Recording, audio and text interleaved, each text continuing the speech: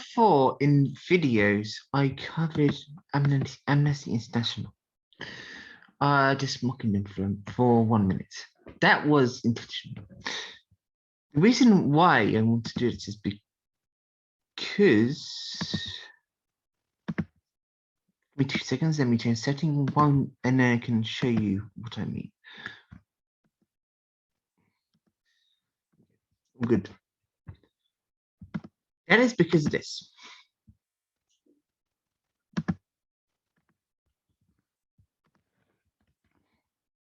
Amnesty International, for example, did this up.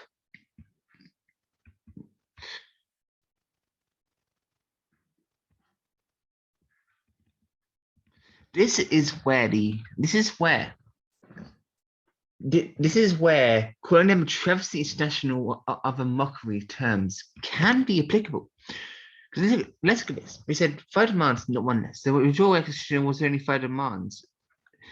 But what was in the extradition bill? Because if you look at a bunch of other stuff, let's just put Hong Kong extradition bill.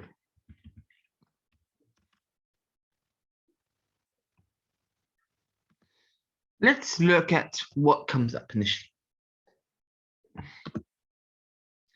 As you see with BBC here,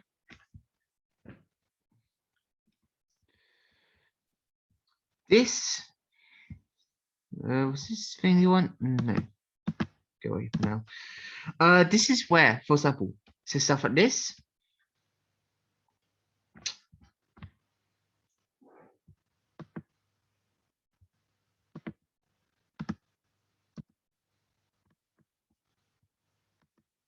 Sorry about that. It was weird second. And okay, but here's the thing: has anyone actually read the Fugitive Offenders and Mutual Legal Assistance Amendment Bill, which is what it was? That's the official title of it. It's most likely national security law, which we could call NSL, goes on a different name, which I will cover later.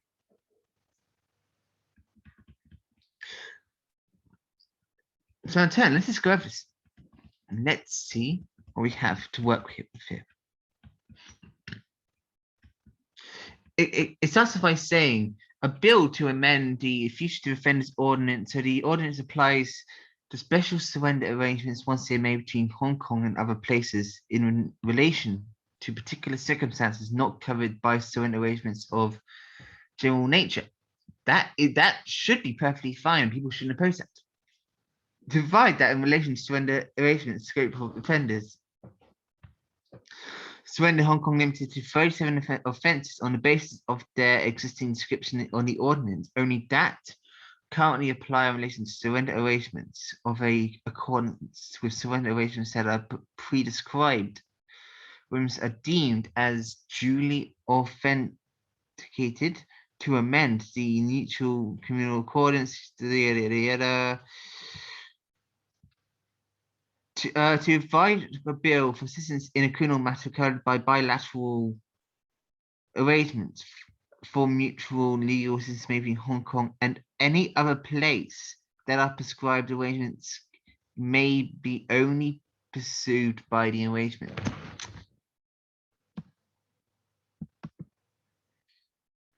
Between Hong Kong and any other place. That is a line there which matters. And any other place. Well, yes, that would mean the PRC. That could also mean anywhere else. That could have meant anywhere else, which, and it could have, if passed in 2019, given Taiwan a perfect reason to have the person extradited back if he stayed in Hong Kong. The one who did murder, which caused the bullshit.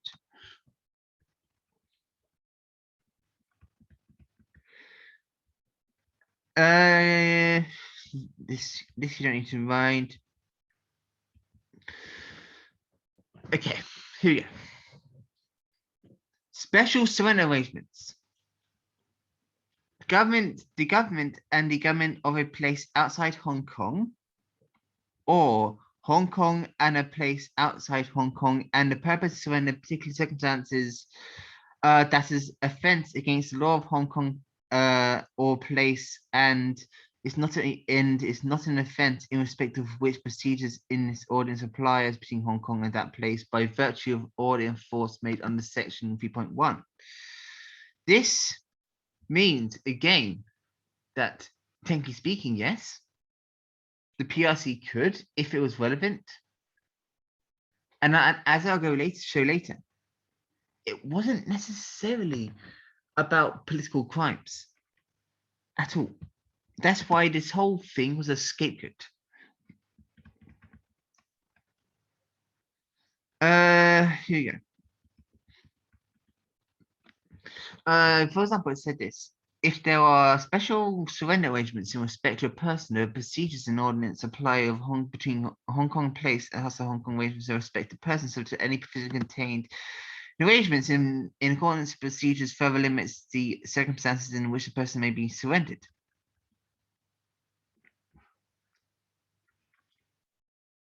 You can read this yourself as you see it.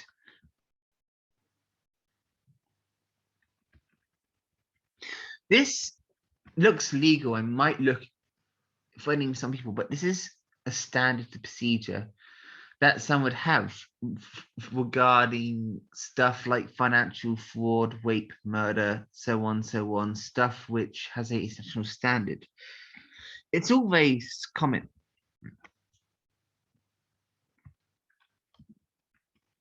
And here's conditions of it right here. For the purpose of the ordinance, an offence by a person against the law provides place relevant law if the offence is punishable under that law imprisonment of more than 3 years or any greater punishment, and the acts or omission constituting the respective person's surrender sought amount to conduct with, if the conduct had occurred in Hong Kong and would constitute an offence that is specified Schedule 1 offence, triable Hong Kong and indictment, and punishable in Hong Kong with imprisonment. In that, you can see there's nothing about mainland courts. It is completely done. It would have been completely done if passed and not protested against, or had all the color revolution stuff shipped on it. It would have been very clear that it would be managed by Hong Kong and within their own legal system of Hong Kong without any mainland interference necessarily, which was true to the one country, two systems principle that it is under.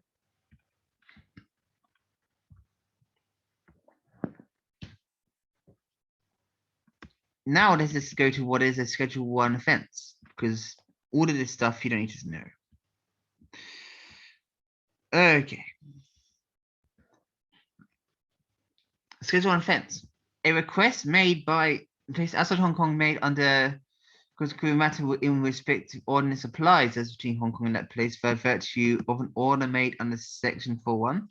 Because I was arrangements concerned our arrangements mutual legal assistance, but were made bilateral between Hong Kong and that place. Again, no mention of exclusivity towards China.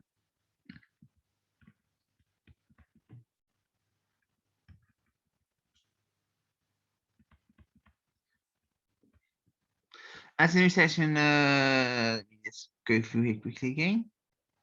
Yep. Currently, arrangements for mutual aid not being such arrangements between Hong Kong and other parts of the PRC shall be given in effect. That this means what it means. Clause amendment to mutual aid. Clause 10 adds new subsection 3 system. Couldn't matter bilateral. And anyway, as you can see of what you saw here, it really isn't that big of a deal compared to much else. it's like things everyone else has. But apparently that was apparently too wrong or too evil to some people. And this is why fake news and misinformation needed to be cracked down on in Hong Kong. You couldn't just so casually lie about this sort of shit. Other than the Central People's Government of China, yes, that is true as well in terms of that repeal. Because technically speaking, the Central People's Government of China, proper mainland, can under jurisdiction of the basic law assist or influence actions anyway. That's not a unprecedented action. That's already built into the Hong Kong basic law. So that is where that's why, as you saw the national security law, I'm just quote that. That's why I saw national security law, how a lot of this shit, a lot of stuff just happened due to the NBC effect. People think that's a overreach, for example, in that circumstance, but ultimately it isn't, because it was already prescribed. I can go into this later in another video, which I will focus again on the national security law.